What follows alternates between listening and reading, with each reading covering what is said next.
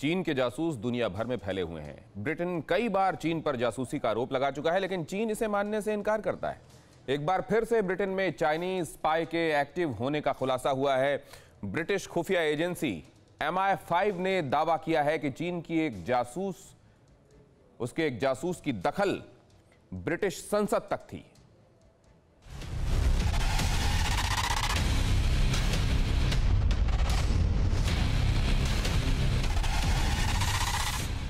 वो कभी ब्रिटेन के प्रधानमंत्री डेविड कैमरन के साथ दिखती थी, वो ब्रिटेन के मंत्री के साथ रहती थी,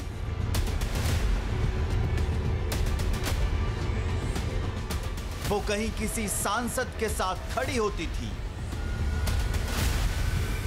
वो कभी लेबर पार्टी के हजारों पाउंड की चंदा देती थी, तो कभी लिबरल डेमोक्रेट्स को।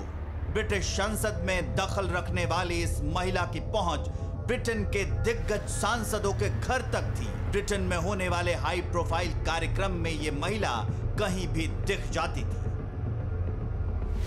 इस हाई प्रोफाइल महिला के बारे में ऐसा खुलासा हुआ है जिससे ब्रिटिश संसद हिले हुई है।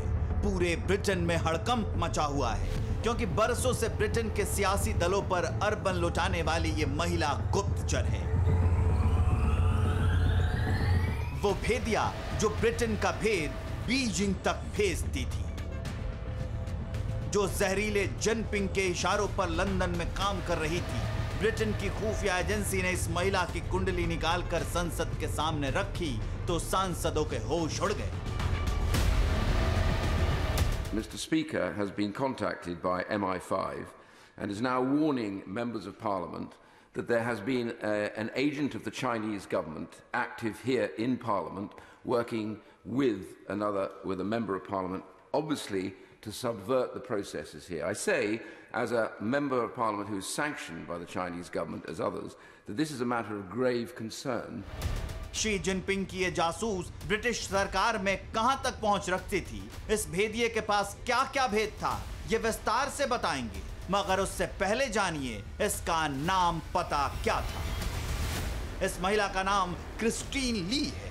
क्रिस्टीन ली लंदन की एक वकील है। वो लंदन में चीनी दूतावास की पूर्व मुख्य कानूनी सलाहकार भी रह चुकी है।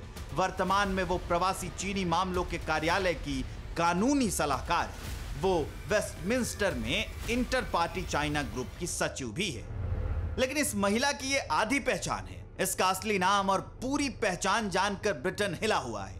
जिनपिंग के इस जासूस की चौंकाने वाली असलियत क्या है, ये आगे बताएंगे। मगर उससे पहले जानिए कि किस तरह इसने ब्रिटेन के नेताओं, सांसदों, मंत्रियों और प्रधानमंत्रियों को अपनी मुट्ठी में कर रखा था। क्रिस्टीन ली ने लेबर पार्टी के शीर्ष नेता जेरेमी कॉर्बिन के सहयोगी बैरी गार्डिनर को अपने बेटे डैनियल विकल्स के साथ अपने कार्यालय में काम करने के लिए 5 लाख पाउंड से भी अधिक का दान दिया है।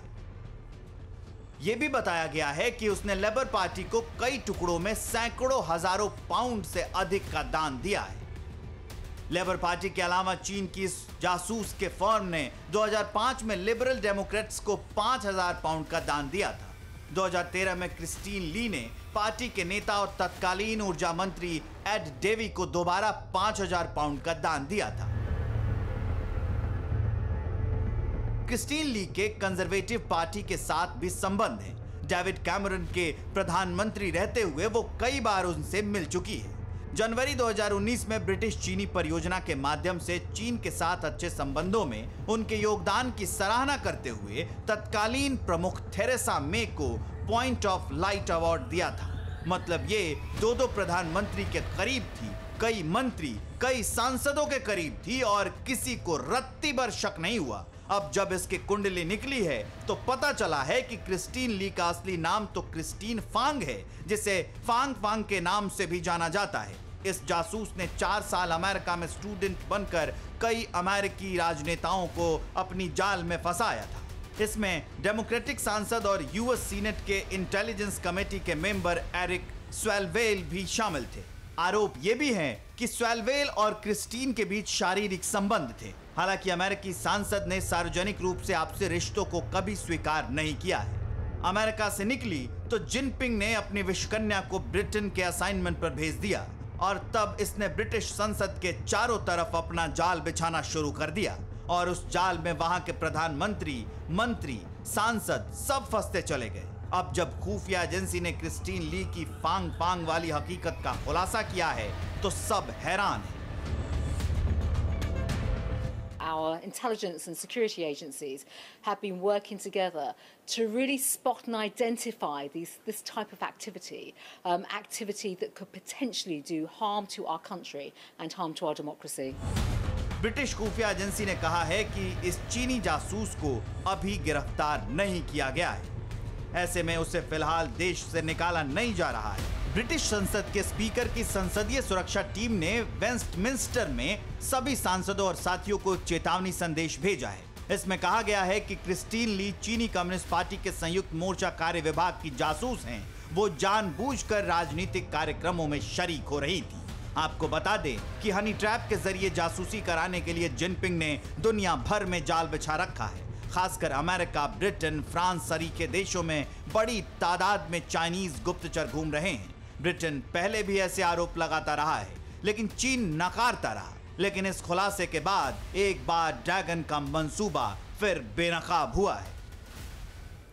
कोरोना धर्म नहीं देखता, जात नहीं देखता, अमीर गरीब ऊंच नीच नहीं देखता। कोरोना सिर्फ मौका देखता है, लेकिन आप उसे मौका मत दीजिए। बस इतना कीजिए, जब कभी दफ्तर से, बाजार से घर लौटिए तो इतना ख्याल जरूर रखिए कहीं आपके साथ कोरोना आपके घर तो नहीं जा रहा।